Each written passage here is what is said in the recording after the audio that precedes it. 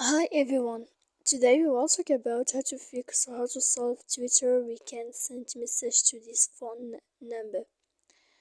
To know how to fix or how to solve Twitter we can send message to this phone number, you should just go to settings like this. You will click. After that, in this page you will go to apps, default apps, app settings. When you will see this list, you will go down to find the application of Twitter and you will enter. When you see this page, you will go to click for stop. Then you will go to click storage. After that, you will click here clear cache. Then you will go to click clear data. And when you will end this, you can turn off your phone.